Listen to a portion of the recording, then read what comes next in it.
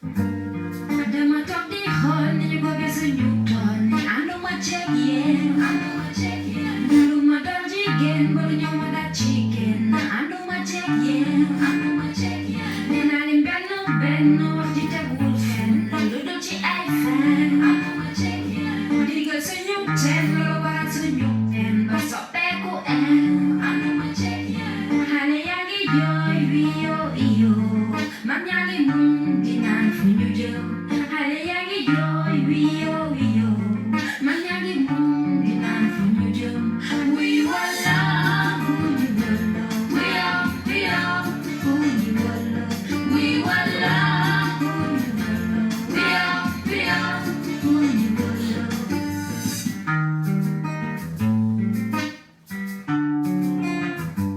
Waki fanike, aki ajike, musaki musake. Busy fakati fe, amfija kati fe, muspige nefe. Nendo mi denchika, usinewe mesika, nyuka posangana. Muyeram do faida, usundisile fia, muyeram sunyita. Hale yangi joy, wiyo iyo, manyangi muntina fujo. Hale yangi joy, wiyo iyo, manyangi muntina fujo. We walla, we walla, we walla,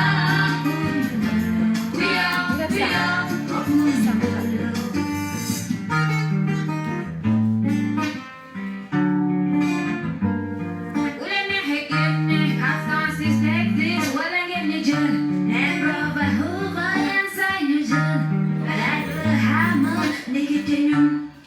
karapit yang girai.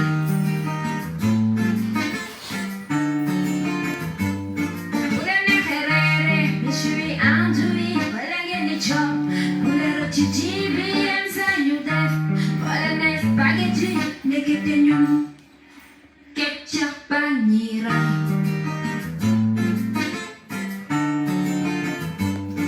Ulene hedemba, London, Hong Kong, walangene dem. USA, Devon, yan saynu yan. Sali Paris, nikitenyum, visa mo yuta.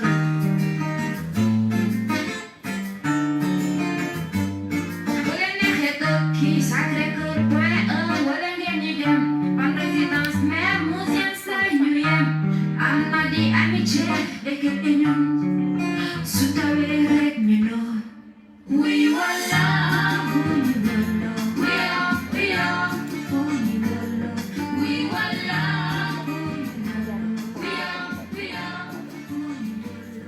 we walla. Lu ma doon jigéen, bëru ñëw ma daal jigéen.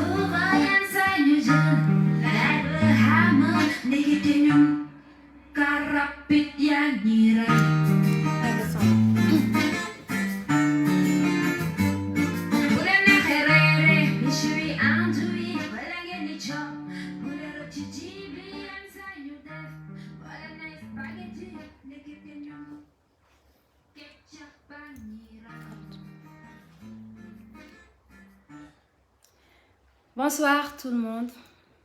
Sénégalais, Sénégalaises. Tey nag c'est un grand honneur ma toog jàkkaarloo ak yéen di waxtaan ak yéen.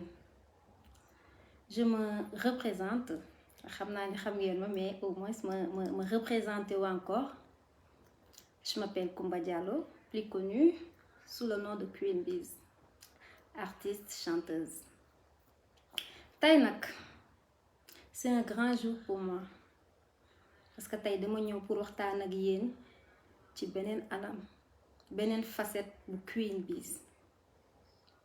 Naam facette boobu musul jóg ci man mais tey dafa yeewuwaat. C'est le réveil de la lionne. Lu nekk nag am na lu ko waral, loo gis rekk am na lu ko waral. te tey nag lu ko waral mooy man Queen,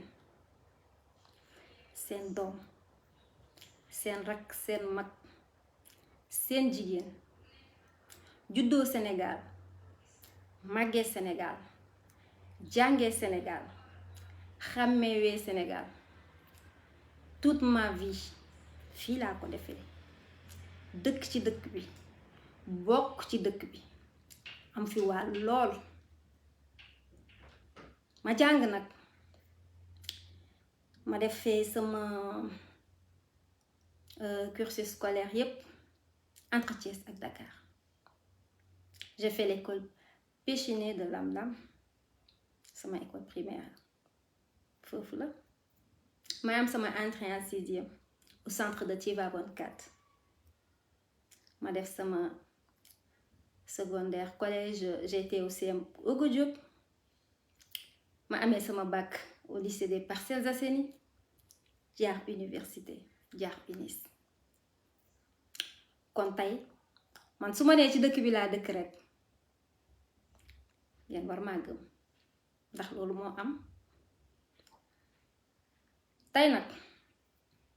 yàlla dafa def musique nekk passion, ma bëggoon ko depuis ma nekk xale. mais nag jàng laa mës a jiital ndax yàlla mayoon na ma mënut ko lool. mais nee naa nul ne peut échapper à son destin. yàlla dafa newoon man Coumba Diallo Queen Biz ci musique lay jaar ba tey sama bés ñëw.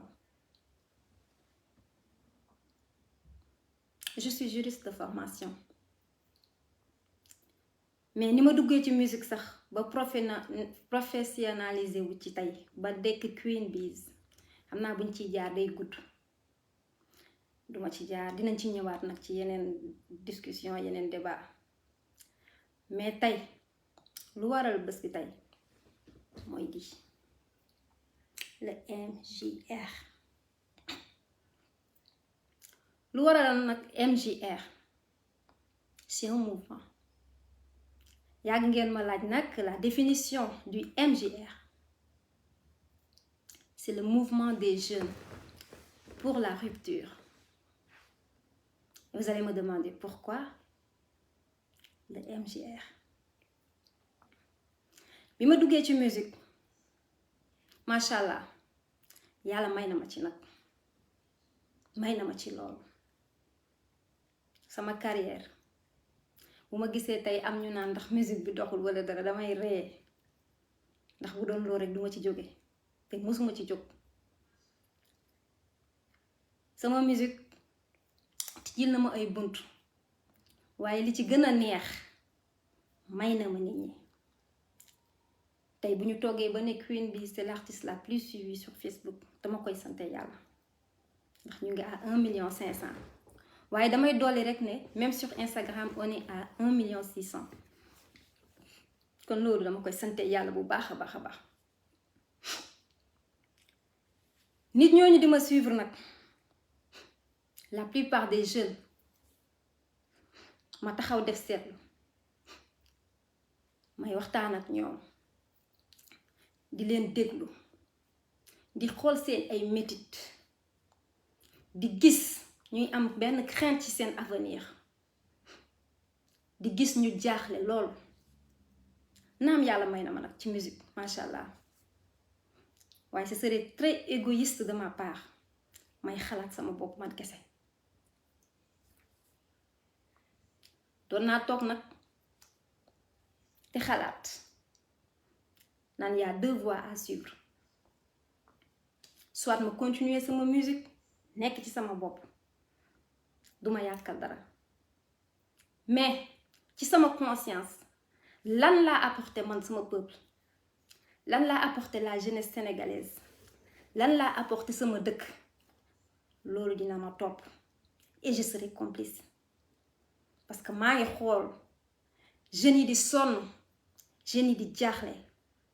jeunes yi di am lu leen metti jeunes yi di tiit pour seen avenir ma ne non man sama bopp je fais mes voyages je suis bien je fais ma musique j'ai tout ce qu'il me faut ça va quoi non loolu du Queen xëy na tey nag dina jaaxal ñu bari su ma génnee ci facette bi ndax beneen Queen rek ngeen daan gis mais Queen boobu c'est la Queen qui a été fabriquée par le showbiz Queen boobu ci benn monde lay dund benn monde bu fun bi nga xamante ne c'est un monde d'illusion sama vrai combat tey la commencé je ne regrette pas nag parce que tey xëy na loolu moo ma may public bi yépp di ma topp regretté wu ma ko mais tey il est temps ñu jël suñuy responsabilité la politique c'est quoi c'est l'art de gérer la cité n'est-ce pas suñ ko deful ñeneen ñoo koy def suñu place te ñeneen ñooñu sori wuñu de ñi fi nekk seeni doom waaw ñoo ñuy jiite et nous on va accepter on va subir suñuy doom seen doom ñoo leen di jiite buñ ko doon def sax di ko teg ci yoon di def une politique saine une politique de jeunesse bi nga xamante ne jeunes yëpp dañ ci gis seen bopp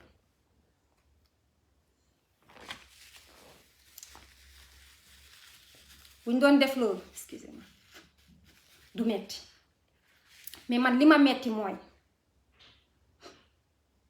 la jeunesse de mon pays est en train de souffrir de moisir ndaw ñi liggéeyuñu ndaw ñi sonn nañu je suis originaire du village Maka Koulibantang ndax xaw ma xam ngeen ko man fi ma jóge man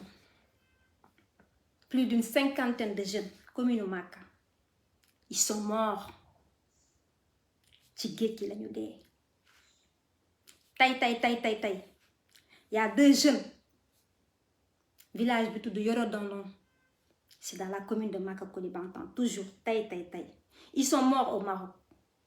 ci géej gi may profité di leen jaale waale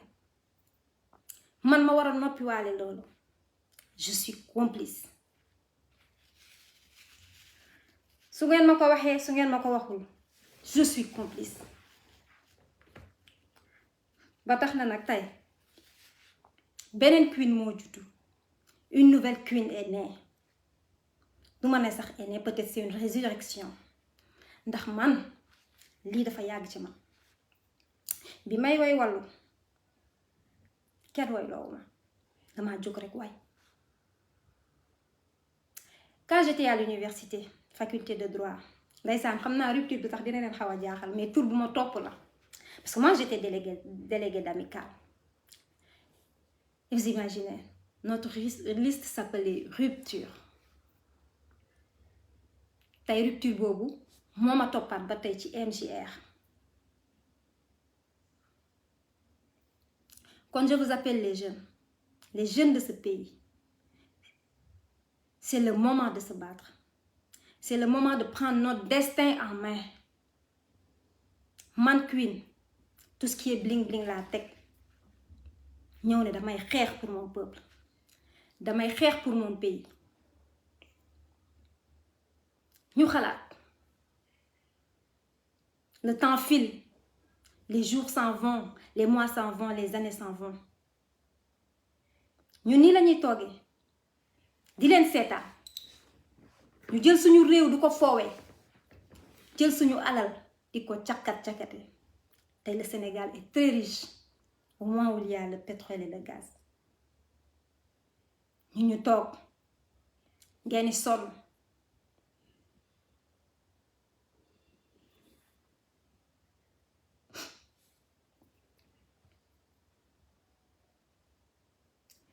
MJR nag juddu na tey c'est le mouvement des jeunes pour la rupture et je vous tends la main vous la jeunesse de mon pays maa ngi leen di tendre la main ngeen ñëw yéen ñëpp ñu liggéey ce pays nous appartient bu ngeen nangoo on va se battre ensemble on va se battre ensemble et les choses vont changer man nag daw ma ci saala yaay meer gis naa ñu naan ma yaa ngi dugg dans un terrain glissant tu te jettes sur la gueule des loups ku moo neex mën nga nekk loup xanaa du màtt la ñeme naa ko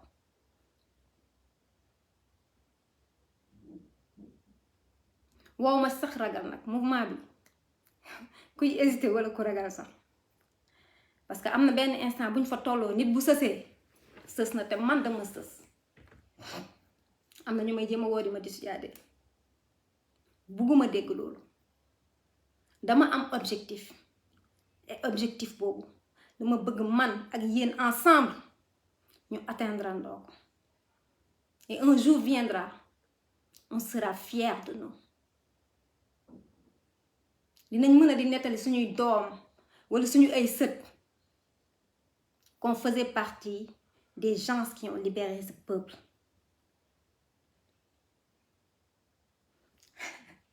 nee na ma bul jooy non duma jooy mais c'est vraiment triste lu xew ci suñu réew dama nekk artiste nag xam naa ñu jàppee ñu ay dof ñu foog ne ñun on n'est pas en train d'observer li xew ci dëkk bi injustice maa ngi gis lépp may nañ leen temps nag seetaan nañ leen et je regrette même man je pense que ni sax dama yéex a jóg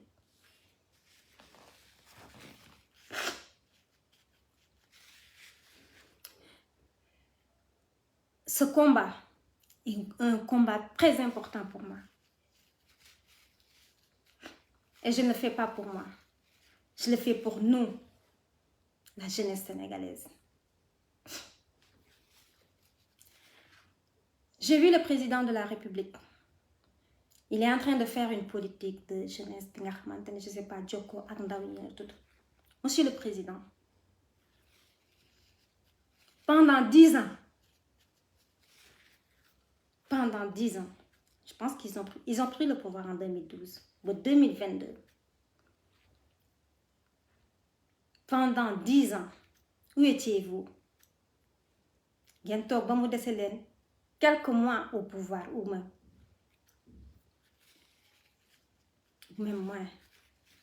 moins de 2 ans ngeen ñëw ngeen ne da ngeen di def politique de xawma lan jokkoo ak ndaw ñi bu ñu nangu ku ñuy nax nañu yeewu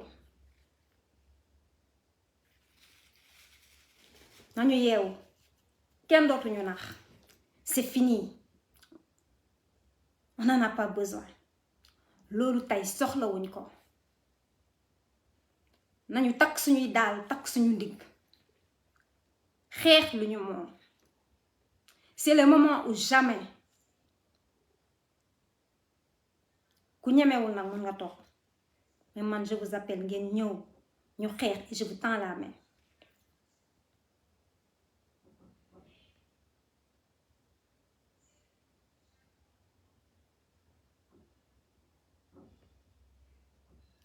Oui.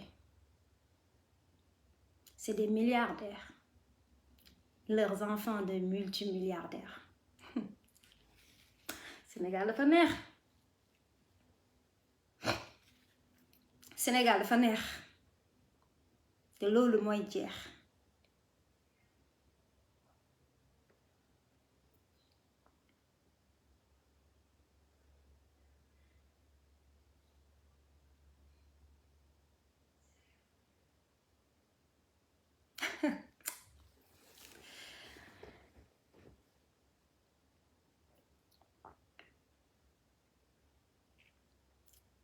ñi may bind nag di ma wax ne artiste nga yemal ci sa art de grâce ku gëmul man li may xeex sax bul ma bind parce que soxlawuma conseil yooyu soxlawuma conseil yooyu dama koy ñaan rek ñi may bind Queen bul dugg ci lii xamoo lii soxlawuma conseil boobu donc mun ngeen économiser seen énergie ngeen bañ ma bind parce que dama décider te bu ma kenn reculer loo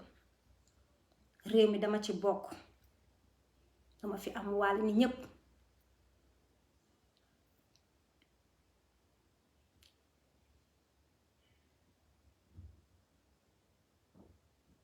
dama fi am wàll musique métier la c'est vrai mais le peuple est beaucoup plus important MJR nag juddu na ñuy lancer appel à toute la jeunesse du Sénégal fu ñu munti nekk ici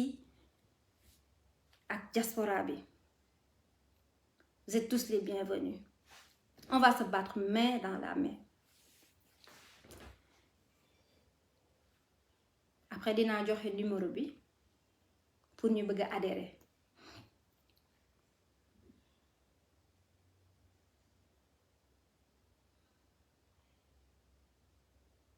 l'engagement c'est quoi ñun bu ñu leen defalul li lan leen mënal c'est révolu époque bi nga xamante ne dañuy toog nekk ci showbiz bi ils appellent ça le monde des immatures ñoom dañuy toog di ñu ree ne xoolal dof yi ñun on est là di def li ñuy def di snap di TikTok c'est bien beau yeah parce que man maa ngi ci monde boobu mais à un moment donné il faut que ñu yeewu les gars réveillons-nous il est temps et c'est le moment ou jamais c'est le moment ou jamais combat bi nag commencé wu ma ko bien sûr wax dëgg fa yàlla suñu jàmbaar yaa ngi fi di xeex guddi ak bëccëg mais ñun duñu nekk complice su mukk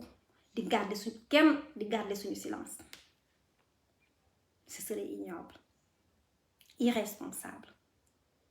kon ñun suñu existence lan lay jëriñ ci àdduna bi qu'est-ce qu'on rapporte TikTok Snap sanse ba rafet non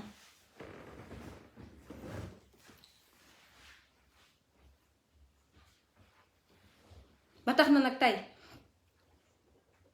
il faut qu'on se réveille les gars le combat vient de commencer man nag je me surnomme la lionne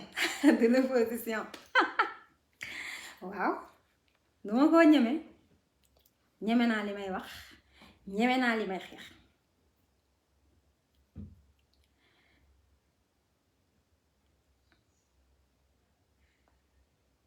te li ma leen di wax nii bis bu ngeen ñëwee ñun ñëpp ñu xeex ko un jour viendra yéen ñëpp di ngeen ne alhamdulillah parce que defaluñ ko suñuy bopp sax kese on le fait pour nos petits frères et nos petites sœurs on le fait pour nos enfants ku fi ñëw yaakaar bu ñu toogee gis ngeen ni ñuy def injustice bi moom waxaaleetuma ko nguuru jaay doole nguuru def lu leen neex ku leen arrangé baax na ku leen arrangé wu ñu effacé dootuñ ko nangu c'est fini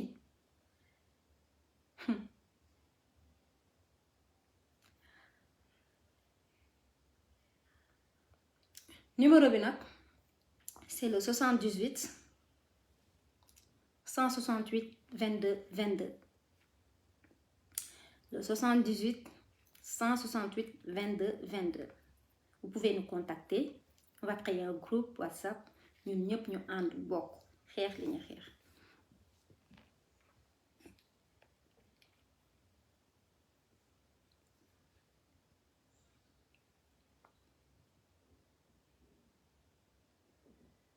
di gërëm nag sama fans club bi may commencé affaire bi quand la présidente m'a contacté dama ko yóbbante ci sama fans yi ma ne ko bis mu ne ma waaw ma ne ko boo demee neen ma sama fans yi nañ ma baal ak parce que fans aussi ñoom ils se sont organisés sur le club international et les autres fans aussi les staff et tout ma ne ko ñoom ñëpp nañ ma baal ak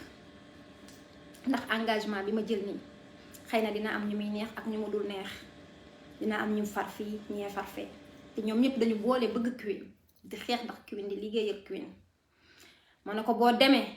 nga wax leen ñu baal ma ak mais jël naa sama décision je m'engage mais li ma tontu moo sedd sama xol mu ne ma pour le cas des fans ne t'en fais pas ñun yow lañu bëgg foo bëgg foofu lañu bëgg loo bëgg loolu lañu bëgg foo dugg foofu lañuy dugg loo def ñi ngi ci biir d'ailleurs NGR mooy ordre du jour ci biir fan club bi ah franchement awma seen fay ça m'a tellement fait plaisir que dama ne nag waaw loolu moom c'est une chance pour moi ils sont tous derrière moi donc kontaan naa awma seen fay Queen Club International staff Queen bis fan Queen yëpp daal franchement ñoom ñëpp ñoom ko yombalal parce que ñoom ñëpp ñi ngi ci biir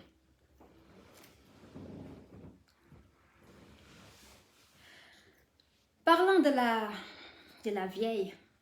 parce que du ma tudd tur moom tey su ma tuddee tur rek damay may buzz te man duma may buzz ce sera trop facile. Il y a la vieille qui me dit que ni man dama manquer de notoriété moo tax may wax wala may engagé wala may jéem a wax ci ñoom je te dis et elle me menace avec des soi-disant ONG. Je dis à cette vieille en 2013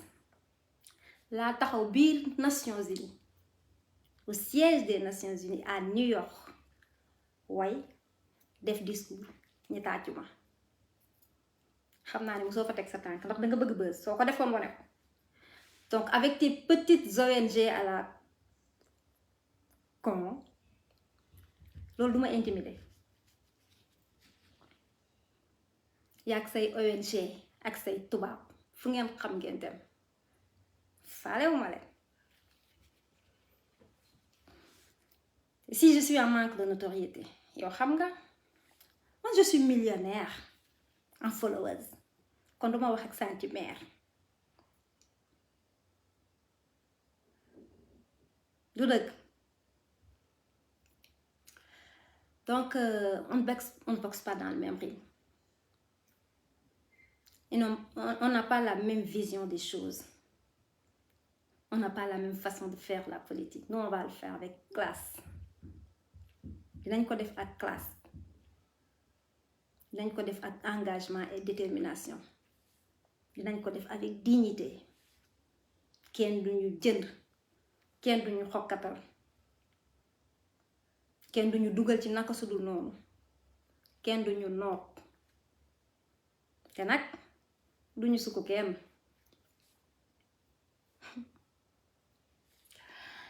ay problème de mœurs nag duma la ci tontu problème de mœurs duma la ci tontu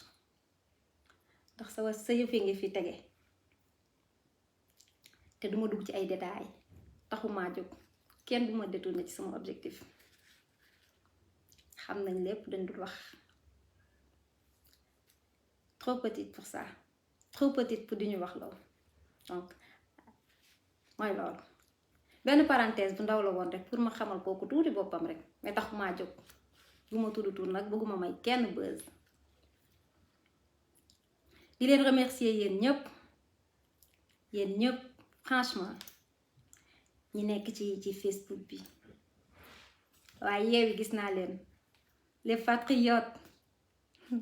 maa ngi leen nuyu di leen remercier waa GP Grand Parti Yewwi Askan Wi les activistes mooy mes frères Karim le grand Tunkara gars yëpp maa ngi leen di nuyu di leen remercier franchement machallah di wax ne nag l'heure a sonné et l'heure est grave nañ ko faral di waxee le moment est venu ñu liggéey ñu fight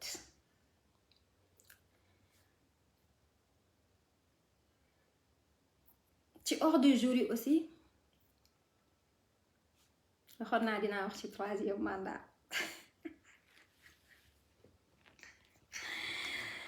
la question la plus dangereuse du Sénégal bu ñëpp ragal waaw on m'a dit que ni c'est une question sensible en quoi elle est sensible 3e mandat du fi am man Queen Biz maa ne 3e mandat du fi am bakkan laa ci teg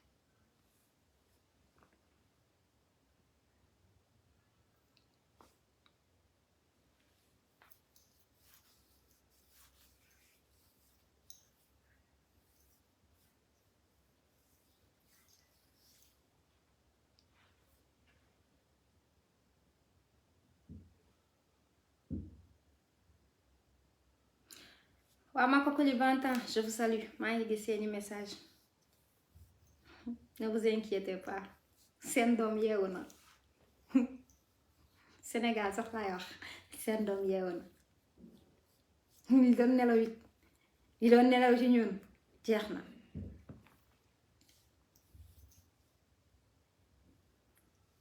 l'heure de la révolution a sonné rupture moom dañ koy xeex ba mu jeex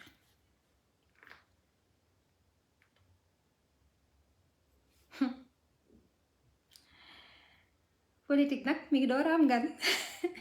Queen egsi na waaw Queen egsi na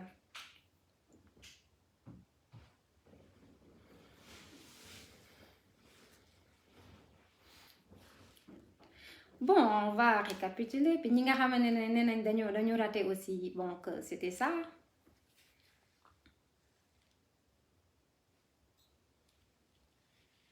on va se battre pour le pays on va se battre pour le Sénégal on va se battre pour la jeunesse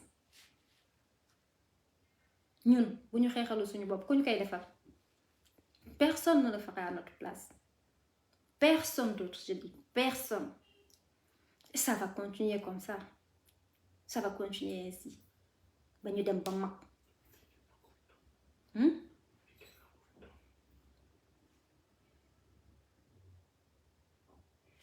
Sénégal bu neexoon est-ce que les jeunes vont s'enfuir est-ce que dinañ dem immigrer ji est-ce que dinañ jël bateau yi di dem bu leen leeroon ni dañ fiy toog di am liggéey est-ce que dinañ def loolu ñi dem aussi y a beaucoup de chômeurs là-bas de en Europe dem naa fa États-Unis dem naa fa c'est pas l'Eldorado les gars et il y a beaucoup de nos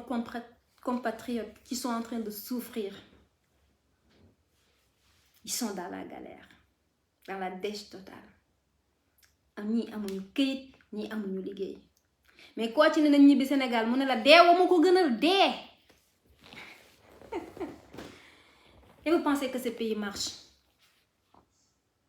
koo ci ne nañ dem Sénégal mu ne la dee moo ma ko gënal dew ma ngeen foog ne bu Sénégal neexoon ñooñu duñu ñëw avoir une vie stable une vie de famille takk jabar du nekk ci ngi am lu ñu bëgg yépp ça ne va pas du tout ça ne va pas du tout les gars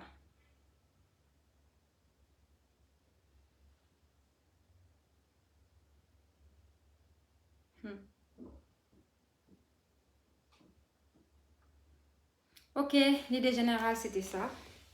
Je vais essayer de répondre à certaines questions. Après, juste ma jël ci quelque rek après bon.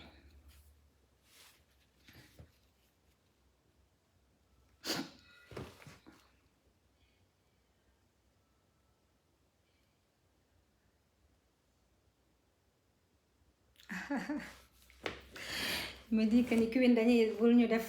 tampi c'est pas la même chose. Il faut vraiment pas faire la comparaison parce que tamit xam nga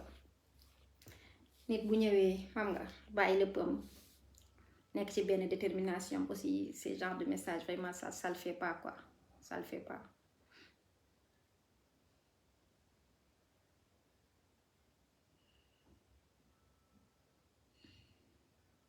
Si pourtant on peut faire de la politique bi nga xamante ne peuple bi yëpp dinañ ci gis seen bopp, jeunesse bi yëpp dinañ ci gis seen bopp, mais façon politique boobu yombul. C'est pas des politiciens yi nga xamante ne ils s'enrichissent sur le dos du peuple ñooy mën a def politique boobu, non c'est pas ça. day nekk ñi nga xamante ne seen askan moo leen yitteel, day fekk ñi nga xamante ne doomu réew mi ñoo leen yitteel. MJR nag looloo leen tax a jóg.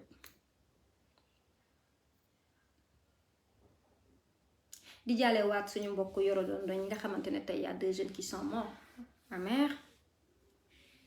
pour rallier l'Espagne. xam ngeen loolu metti na te man foofu laa jógee sama dëkk commune Maka Koulibantang nga xamante ne on a perdu une 50aine de jeunes. foofu rek laa mën a wax mais Sénégal yëpp ah. Bref, le message est lancé. Donc ñu xamee ko noonu xam ne MJR juddu na seen doom juddu na ngeen ñëw ñu jàpp ci c'est notre bijou à nous. On va se battre, on va s'opposer Inch'Allah. Merci beaucoup les gars. Donc numéro bi c'est le 78 168 22 22. Venez nombreux, on vous attend et on va se battre ensemble. Love you les gars. Bye.